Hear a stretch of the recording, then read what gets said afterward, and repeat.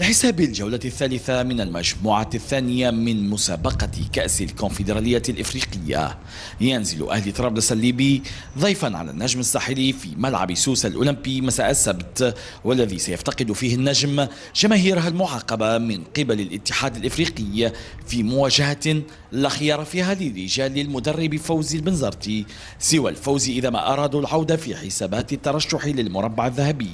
بالرغم من قيمة الغيابات في التشكيلة الساحلية بعد تواصل غياب قائد الفريق وحارسه أيمن المثلوثي إلى جانب زياد بوغطاس وإيهاب المساكني لدواعٍ صحية. خسرنا نقاط ثمينة، لكن معناتها ممكن ياسر ما يكونوش، إن شاء الله ما يكونوش قاسيين علينا، لأن المباراة الجاية مع الأهلي الليبي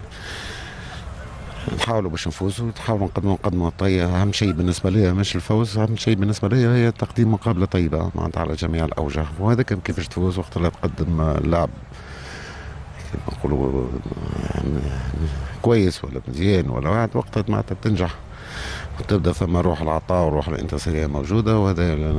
الوقت الحاضر في المباراه اللي فاتت فقدناه شويه. من جهته سيعمل ممثل الكره الليبيه في المسابقات الافريقيه اهلي طرابلس، وبالرغم من صعوبه المهمه على احداث المفاجاه والخروج بنتيجه ايجابيه قبل مواجهه نفس المنافس بعد 10 ايام، معولا على زرع روح جديده في الفريق بعد قدوم المدرب المصري طارق العشري كبديل للليبي جمال بونوارة. الأولاد محتاجين يتحضروا من الناحية المعنوية كويس جدا،